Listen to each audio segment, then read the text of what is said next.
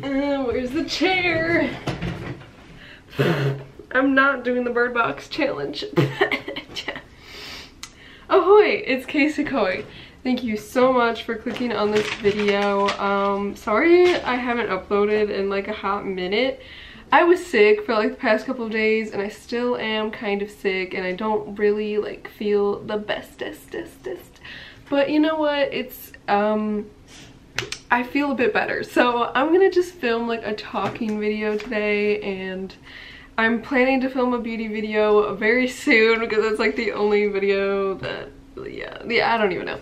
Anyways, today I wanted to talk about some Netflix movies that are really popular on Netflix and if you should watch them. Because, you know, when I was sick, I was just watching Netflix doing nothing, and I watched 3 really popular movies that everyone's talking about. I first watched BirdBox, then I watched Taylor Swift Reputation Stadium Tour. Then I watched Dumplin. So those are the 3 movies I'm going to be talking to you guys today about. Yeah. I don't even know what to say. Okay, let's start with BirdBox. This is like the iconic one. This is why I had like that blindfold when I sat down, because it's kind of a reference. Like if you don't know, BirdBox is like the one with like Sandra Bullock like rowing like in this little canoe thing, and she's got a blindfold on and she's like and there's like all these memes about it. It's super funny. Yeah, basically that's BirdBox, and if you haven't seen it, why do I have a pen? I don't even know. If you haven't seen BirdBox, it's basically like a horror thriller type of movie. Yeah. But I'm afraid of scary movies, and I watched it, and what's really cool about this movie is that the authors and stuff wanted you to interpret the monster yourself, so you don't actually see it. It's something they want you to think of, like what's really scary, and you think about it, but like it's not that scary because you don't think about it, like, you know what I mean? So yeah, if you're like scared it's gonna be a scary movie, it's definitely not. It's kind of a suspense like thriller type of movie, but it's not actually like scary. Like you don't have this monster that's like chasing them. Like it's kind of like that, but you don't actually see anything, so that's kind of good. It's like seeing a shadow but not seeing like the monster after it, like, you know, so that's pretty cool. Basically BirdBox is like everyone's wearing blindfolds because randomly everyone starts like mass killing themselves. It's very weird. It's like they'll just be driving and then all of a sudden they see it, like they see something, and they just like, once you look you're just like you're taken over and you dead. Like, so like her sister, okay wait, I can't tell too much, but I'm just saying like people look at this thing that all of a sudden came about and then they just dramatically kill themselves. So if you're scared of scary, this is a bit, it's rated R for a reason because it's kind of graphic in the deaths. Like there's a couple deaths that happen that you're just like you're like, oh my god, like you feel a little sick because it's like, it's very graphic and it's very dramatic how like a lot of people die in this. But it's okay. So I don't know. Yeah. Anyways, yeah, so basically these people are like killing themselves, and if you don't look you're okay, but you can't really be outside. I don't really get why the monsters are only outside. Like, I guess because it's light outside, I don't even know. But like if you're like inside your house and you block all the windows off, then you're safe, but like you have to get food somehow, so it's like very weird. Like, I don't know. So it's basically the story of this woman trying to survive, and she has kids, and she, you know, she's trying to like make it with this world that's just been like falling apart, and you know, and she's also trying to find herself because throughout the movie she kind of evolves as a person, and she's very like cranky. She kind of doesn't, like, she's smart and she does have love in her, but it's very hard to reach that, and she's kind of like isolated and kind of sad, and kind of reflects that on people around her. She's never really been happy. So you'll see if you watch this movie like this character evolving, and also it's kind of like BirdBox would be good if it was like a book. I feel like I would describe it as like an addictive movie, because it's like, if this was a novel I definitely wouldn't put it down because you just want to know what happens. the ending's kind of weird, so I don't know. But if you've been thinking of watching Bird Box and you just want to watch it to like get in with like everyone else with like knowing about it, I would recommend it. And yeah, actually let me talk about my thoughts on Bird Box. This is for people who watched Bird Box. Okay, so basically I was kind of confused, like what the heck is the monsters? Like, I don't know, it seemed like kind of weird, like how they were like attacking the people. Like even really good people were just like getting killed for like no reason. Like I was kind of looking into like what it was. Is it people like getting into their sadness? Is it just like giving into it? But like you can't really help it. Like a lot of people just like had no choice but to die because they didn't know like what was going on. You know what I mean? I just thought that was weird, and they didn't really explain it very well as to like what these monsters were and like what they were doing, you know, because it even shows like the main character is more negative than her sister, but then her sister dies and then the main character lives. Like, is it for people who need to learn a lesson about themselves? But then there's people who are good who live but then die. Like, I don't really see how, like, I don't know, I feel like it could have been made a bit better with like this whole monster thing. It could have represented something more. I just didn't really, it wasn't clear to me what it meant and like why people were just all dying all of a sudden. I don't know. I like the ending. Like I like that it's called Bird Box because you kind of get like she has those birds and they represent kind of like freedom, and it represents her and her two kids kind of, and it's like when they go crazy it like helps them know that there's monsters around and they're, you know, she's kept them alive. And then like I think she's a badass in this movie. Honestly, Sandra Bullock is just like, no, like I think her character is kind of harsh, but I think it almost had to be. Like if she was too bubbly and too kind, I don't think her kids would have survived. I don't think they all would have survived. And I think finally at the end where she finds that like bird exhibit place, does she finally feel free, and the bird box like opens and the birds fly away, and it was just really cute and special, and I almost cried because it was just like, yeah. And then she finally changed her kids' names from boy and girl.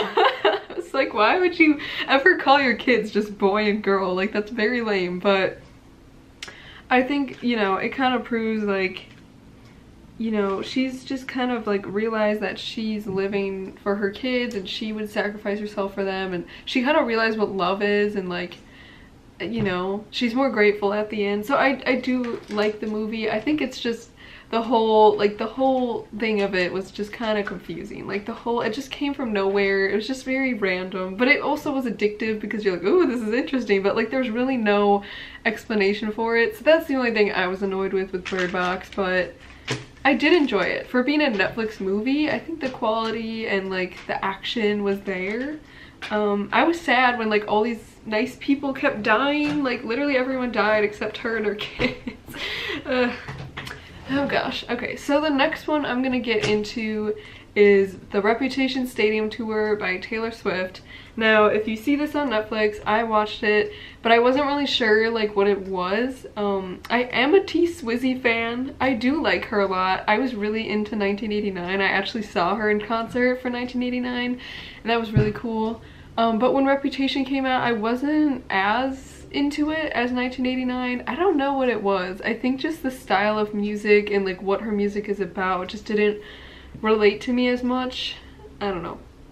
But anyways, I wasn't sure what this movie was. I didn't know if it was like a documentary of her process during the tour, like if it was like a behind the scenes or like what it was. But basically, if you don't know, this is just like a very high picturesque quality of her doing a show. So it's basically just a concert from start to finish. You get the whole concert experience of the Reputation Stadium Tour. So basically it's just like the whole filmed show of her concert. That's what it is. That's what it is. That's what it is, you know? I don't really know what else to say with that one. Even talking about it, yeah, it's just like her concert. So I think it's really cool. Like if you're a Taylor Swift fan, obviously watch it. Or if you went to the concert, I think it's just a good reminder, and it's really good quality. Just like how it was filmed was very cool, and it made you feel like you were there. So I think it's cool. If you aren't a Taylor Swift fan and you don't really care, you probably wouldn't want to watch this. but it is really good, and she's a huge star, so it's cool even if you've never been to a concert, or if you, or like a Taylor concert or something.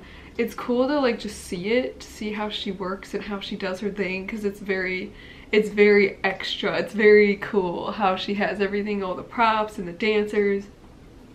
Yeah, so I very much recommend Reputation Stadium Tour. If you are a fan or if you're curious about it, I highly recommend you watch it. I think it's really good. Alright, so the next one the next one that I'm gonna talk to you guys about is called Dumplin.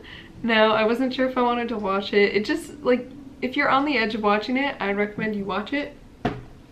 Basically, Dumplin, it has like Jennifer Aniston in it, and she's really good. She's like, Dumplin. Like it definitely takes place in like the South or something. They all have like Southern accents going on, you know. Up to the rodeo, y'all. I'm kidding, but it's so cute. Like, this movie is genuinely cute. It's a feel-good type of movie. Yeah, so if you're bored one night and you want to just watch something that makes you feel good, I would recommend Dumplin. I think it's a really cute movie. If you want a brief summary of it, basically there's this girl, Willadine, and basically her mother was the pageant winner, like from like the beauty pageant from like forever ago, and her mom's just like obsessed with the beauty pageant. She's like the stick image of like a beauty pageant girl, you know. She's beautiful, she's slim, she's, you know what I mean, like how beauty pageant girls look, like they're just perfect, you know. And her mom's just been obsessed with her looks and just like very into it. And her daughter Willadine is not a spit image of her. Her daughter doesn't look like her as much. She's more, I guess you could say, like overweight, and looks a little bit more not like her, or as perfect or as pretty as her, you know. So Willadine is just kind of sick of her mother's attitude towards her, because her mother is very like blatantly obvious, like kind of rude to her because of how she looks, and I just think that's like pretty sad. So she's kind of trying to stick up to her mom. She also had this, I believe it was her aunt Emily or something, who was a huge role model for her in her life, and she was so confident and didn't care what anyone thought of her. And then Emily passed, so then Willadine's trying to cope with that. I mean, she decides to do the pageant because she wants to like be there, like show like her mom up, and just be like, I'm gonna like prove to you something here. Like, I don't have to be perfect, you don't have to look at me like that, you know.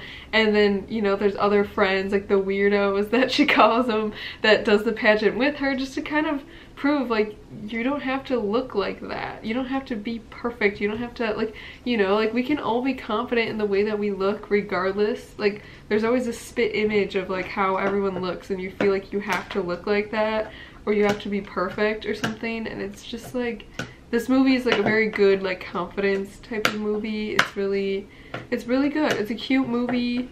Yeah, so I recommend it. Sorry this video is all over the place. And for people who have watched it, I'm gonna discuss it right now. I like this movie. The only thing I didn't like about Willadine's character is she was kind of harsh to like the other weirdos. Like, you think like she kind of just stepped into like wanting to do this with no reason, like, and I was like, really? Like, why wouldn't you want to try or win it or something? And I also thought she was gonna win. Like, I thought that was like the whole thing of the movie. But I thought it was cute, like her other friend like almost won.